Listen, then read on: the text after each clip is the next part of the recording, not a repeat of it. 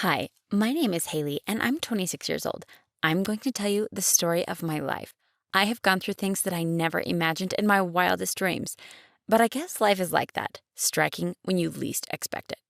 Anyways, let me tell you guys everything from the beginning so you won't be confused. I had a pretty miserable childhood, for starters. My mom raised my sister and I all by herself, and we had no idea about the whereabouts of my dad. According to my mom, he had just left one day without any trace. I had a feeling that she wasn't telling us the whole truth, but it wasn't like I could just ask her. She seemed to be really bitter about Dad and usually avoided talking about him. I have no idea what happened between them, but my mom certainly did take out all of her frustrations on us. She always used to yell at me and my sister, telling us that we should be grateful that we weren't in an orphanage thanks to her, and that she was actually caring for us, like, how a mother should be. To be honest, after the things I had to put up with because of Mom, I would have preferred to be in an orphanage, because she was my mom just in name. Her acts certainly were not motherly. She was from a wealthy family and had inherited a fortune from her parents, so she never had to worry about earning a living or working. I was around 18 years old when Mom died in a car accident. Consequently, her wealth was divided between my sister Amelia and me. Amelia and I both went our separate ways after that to study and get a job. It was while I was in college when I went to an outdoor cafe with my friends. A guy was playing the guitar and singing there, entertaining the people who were there. When his song ended, people started going up to him and dropping money in a box that was placed next to him. Poor guy. He looks like he's homeless. But gosh, he's super talented. Such a waste. My friend acknowledged him, but didn't really do anything to help him either. For some reason, I couldn't take my eyes off the guy. He did look like he was homeless, from the tattered clothes he was wearing and his shabby appearance. But still, he seemed so charismatic, and he really was talented. I don't know what it was about him that captured my attention so much. He caught me staring at him, and I remember wanting to crawl into a hole. It's so embarrassing getting caught staring. But instead of being weirded out, he gave me a smile, and I couldn't help but smile back. After that day, I found myself returning to the cafe again and again, just so I could see the guy singing. It had become a routine for me. I guess the guy eventually realized that I'd become a regular customer and always had my eyes on him, as creepy and weird as that sounds. One day, he approached me after his performance was over, and I didn't know whether I wanted to run away or swoon. He made a comment about how he sees me here every day and how I keep watching him perform. It wasn't anything to be embarrassed about because he was a talented person, but I couldn't help it. I apologized to him if the constant attention made him uncomfortable or freaked him out. His singing and playing were just amazing, and I wanted to hear it as much as possible. He seemed cool with it and actually appreciated it.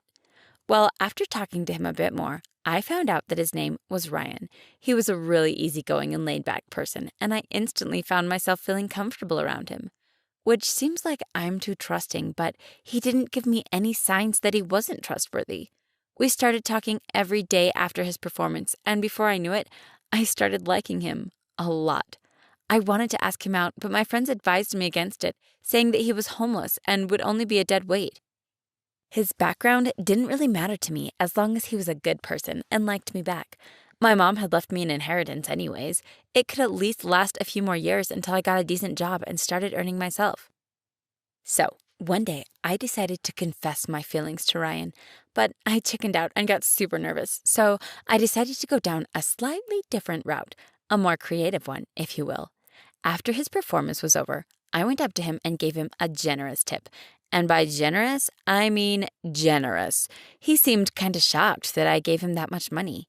Even if he's an amazing musician and singer, no one has ever given him the amount I did. I was already knee-deep in, so I couldn't back out by then.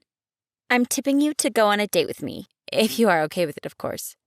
He just stared at me for a few seconds, but in that few seconds, I thought I was going to pass out. He then laughed and told me he would love to go on a date with me. All nervousness was gone and replaced with excitement. I was on cloud nine. I just couldn't believe that everything seemed to be going so smoothly. We went on a date, got to know each other better, and by the end, I told him that I liked him. You can't even imagine my level of happiness when he told me that he liked me too, and he agreed to date me. At that moment, I thought of Ryan as a genuine person who was hit with bad circumstances. I didn't read much into him agreeing to date me so quickly. I thought he liked me for my personality, nothing else. I didn't know how wrong I was. Ryan and I started going out after that. I used some of my friends' connections and provided Ryan with a bigger platform to showcase his talent, a bigger, better restaurant where they actually hired artists to perform. Ryan and I also moved in together, and I was happy as I could get. But this was when things started going downhill. It was slow and gradual, but it was there, and it happened. Ryan's behavior started changing. I noticed how he didn't have time to spend with me. I didn't blame him for that because we were both busy with our work, which was okay, but I also noticed that he would come to me only when he needed something. I was already covering all of our expenses. If I didn't have the inheritance from Mom, I don't know what I would have done. A month or so after I started dating Ryan, I got severely sick. I had to be admitted to a hospital. Ryan used to come and see me for the first few days, but slowly as the time passed, he stopped coming altogether. I was sick and could barely move. I tried to contact him, but it seemed like he was avoiding me. I had a really bad feeling in my gut. At first, I thought that something bad must have happened to him, and I was worried out of my mind. But then I received a transaction message from my bank. I was not even using my credit card except for my hospital bills, so the only other person who could have done it was Ryan. After coming to my senses, I decided that he had done enough. I was lying ill in a hospital, and he was out there spending my money and had the nerves to ignore me. Now, I knew for sure that he was a giant gold digger. He was probably dating me just for my money. But the thing was, I couldn't get out of the hospital even if I wanted to, and I couldn't just accuse Ryan without proof either, even if he was the only one who had access to my cards and bank account. So there was only one option left.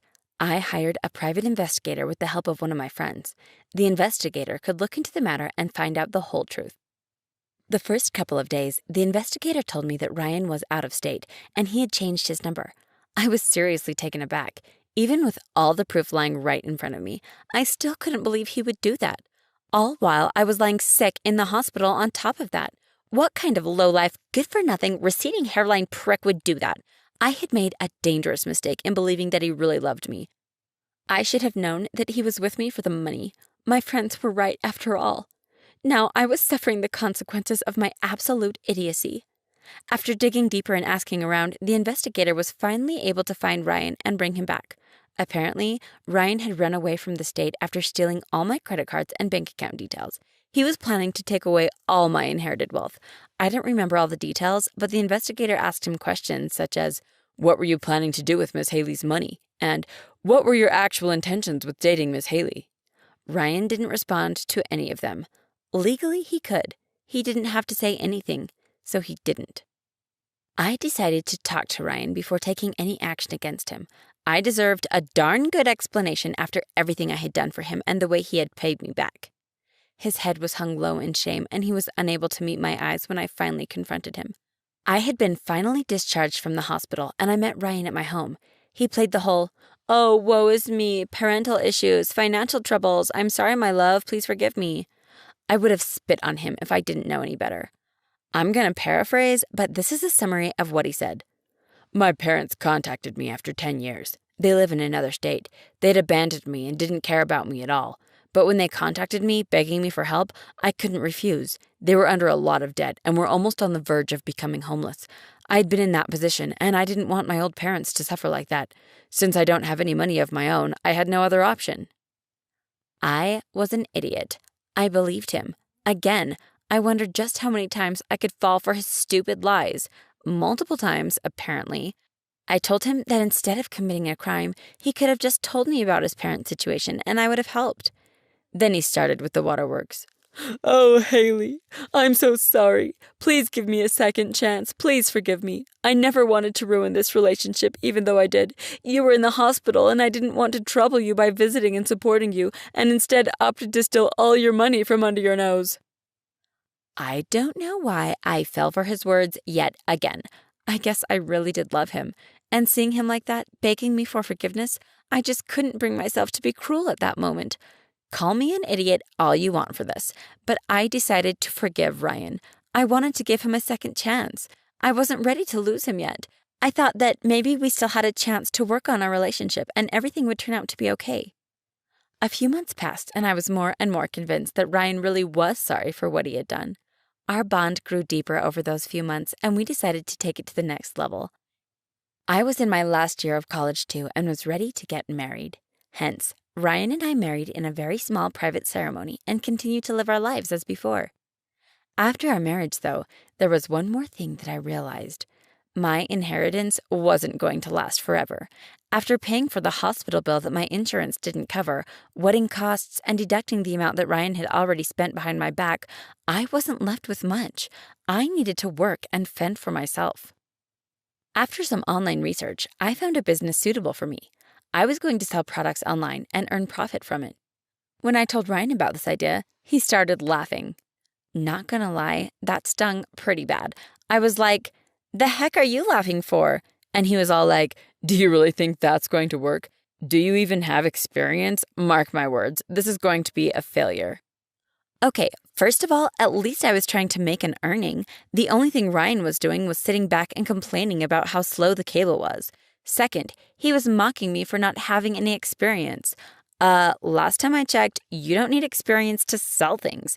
If I could, I'd sell him as well, but that would bring up a whole legal case and I didn't want to deal with that. Third of all, if it wasn't for me covering him, he would be kicked back onto the street from whence he came. He just glared at me and was like, "I know that you're supporting both of us and all, but that was a low blow, Haley. What are you going to accomplish by humiliating me like this? Let's see how far you can go with your work." Okay, he was the one who mocked me first. I was just returning his energy. So he can dish it out, but he can't take it? There are so many things I want to call him, but I'll refrain. I was even more determined to prove him wrong. I put my idea into effect and started selling products online. The first few weeks, there was no response at all. But then 1 or 2 customers started turning up every week and got my hopes slightly up. I told Ryan about this and he started laughing again. He said something like, "That's not even profit you're making. You're just wasting your time and energy. 1 or 2 customers doesn't add any value to your business." I said it would get better over time. No one makes a successful business overnight. Unless they did some illegal things, but anyways, he just sarcastically wished me good luck and left me alone with that. Within the next few days, I realized that Ryan was right. I wasn't making much profit. I was putting in much more time and effort than I was receiving, and on top of everything, Ryan's words were discouraging me even more. Amidst all this, I received a message from my sister. Last time I saw her was at my wedding. Then she got busy with her job again, and we lost contact. Now, suddenly, she wanted to see me. I called her to meet me at my house. She arrived with a lot of gifts for both Ryan and I. I told her she didn't have to, but she just dismissed it. She said she was taking a week off to spend time with us because she felt bad for losing contact. Now, this is my sister we're talking about. I had no reason to distrust her, so I was more than happy to let her stay with us for a while. Ryan agreed, but he seemed more interested in eyeing the gifts Amelia had brought us. I wanted to strangle him. As greedy as ever, I knew he was quite materialistic, but he could at least try to hide it instead of looking at me like an idiot for marrying a money-grabbing twat. Ryan then brought up the inheritance money, which was extremely rude since it wasn't his place or business to ask. Amelia didn't really think much of it. She just said something along the lines of, "I have no idea what to do with so much money. I'm working and earning a living, so the inheritance is like an added bonus." Good for her. She was always the smart one. I was sure that she had made smart decisions, and that's why she was in better position than I was. I was slightly jealous of her, yet I couldn't blame her for anything. I was happy for her. I went back to my work after that. It really started to stress me out. Now that Amelia was here, I was starting to feel even more pressured to perform better and up my game. I lost sleep over it. I started staying up all night to see what I could do to really get into the business and increase my customer base. After a lot of research, reading blogs of famous people in the department, and all of that jazz, one night, I finally figured out the reason why I wasn't going anywhere. There was something I was doing incredibly wrong, and now that I knew about my mistake, I could fix it and give it another shot. While I was busy with all this, Amelia and Ryan started growing closer to each other. I really didn't think much of it then. I thought they just had a platonic relationship. Any other thought didn't even cross my mind. I mean, just imagine, why would I suspect my sister and my husband out of the blue? Anyways, that was that. Meanwhile, my business had really kicked off.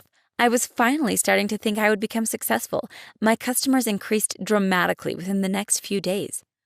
I had finally got the hang of it and now knew how to really attract customers. As time passed, my hard work started showing the results I was looking for. I was making a huge profit by then. I still hadn't said a word about any of this to Ryan. I had had enough of his deriding remarks. His opinion didn't really matter to me now. I was focused on my own satisfaction now. One morning, while we were having breakfast, Ryan said that he and Amelia were going out for dinner later that day, which didn't seem like the most orthodox thing to do. Going out with your sister's husband and wife's sister? I mean, I know it's 2020, but unless you're going to discuss what you're going to do for our anniversary, I don't want to hear it. I asked if they were going alone, and Ryan said something like, "Well, it's not like you have time to join us." He was very dismissive, and Amelia seemed to catch on quick. "I told you she's smart. I mean, you seem busy with your work, Haley. We don't want to disturb you," is what she said. Then Ryan said some degrading remark about my work, then told me I should be more like Haley in the case that she hadn't spent most of her inheritance. And boy, did that tick me the heck off. I said something like, I mean, yeah, of course she was able to save it because no one spent her money behind her back, broke her trust, and tried to run away with her money. That shut him up real fast. I decided to leave after that and go back to my work. They weren't worth the aggravation I was feeling. I was seriously getting fed up with Ryan by then. I had only ever helped him up to this point, and what did he give me in return? BS. That's what he was giving me. Did I make a mistake by giving him a second chance? Probably. I was just wondering what I could do next when I got a call. It was from one of the leading media companies. They wanted to interview me on my success. I definitely couldn't believe it at first. My efforts? Finally acknowledged? Unbelievable. It was hard to convince myself that someone was finally acknowledging my efforts and hard work. They were finally seeing my success. All I had ever got was Ryan's stupid, discouraging comments until this point. So, receiving a call for an interview was a really big deal for me. I asked them for more details. They wanted to see me at their office the next day for the interview. After thanking them and ending the call, I ran out to share the news with Ryan and Amelia, but stopped when I realized that they had both already left. I guess dinner came early for them. Why was I even excited to tell them? I hadn't told them squat about my business. What makes this any different? I guess it's kind of bittersweet to celebrate by yourself. When they got back home late at night, I didn't even bother saying a word to them. They didn't even look at me and went to their own rooms. I really didn't want to face Ryan, so I spent the night in the guest bedroom. The next morning, after getting ready, I was in a hurry to get out of the house when Ryan stopped me at the door. He was holding papers in his hand. I had a feeling I knew what they were. He said, "These are divorce papers. Please sign them. I really don't want to stay in this loveless marriage anymore." I had a lot of questions to ask, but at that point, I saw no need. Except there was one that I did ask. "Is this because of Amelia?" His response was, "Well, she's one of the reasons. I'm sure you know by now that she's better than you in every way." Nope, not today, not any day. I snatched the papers from his hands, signed them, and slapped them into his chest. I was going to be late, so I parted with only the loveliest of words. "Good luck with your life. I expect you and Amelia gone when I get back, and if you aren't, I'll throw you out myself." And then I left. My interview went well, considering what happened before, but to be honest, I was a bit relieved to have finally found freedom from Ryan. I think it was for the best. I didn't want to ever see his face again. My success only went forward after that. Now that I'd been acknowledged by the media, everyone knew about me, and my business was only growing day by day. I received a few calls from Ryan, which was basically him yelling at me for not telling him about my success and all that stuff sooner. I told him I didn't see the need to. He lost the right to know long ago, and he was all whiny and was like, "But you could have at least told me before signing the divorce papers." I calmly explained to him I didn't want anything to do with a lowly gold digger, let alone be trapped in a marriage with one. I blocked his number after that. As a matter of fact, I knew that he was with Amelia because of her money. Once a gold digger, always a gold digger. Or at least in Ryan's case, that was true. I was much happier in my life, and everything was going smoothly for me. Until one day, I received a call from Amelia. She said that she had something really important to tell me, and I would regret if I didn't listen to her. I really didn't want to meet her, but curiosity got the best of me. When I got out to my car at the location where Amelia had called me, I was slightly surprised to see Ryan standing beside her. I wasn't shocked, though. Both of them were giving me a look that told me they had something against me. I had a really bad feeling in my gut. And that feeling proved to be true when they opened their mouth and spoke the words that were enough to ruin my life forever. I really don't have it in me to tell you what they said right now. I'm still getting over the shock now. I'll let you know all what happens soon, though. Till then, let me know what you think of my story so far.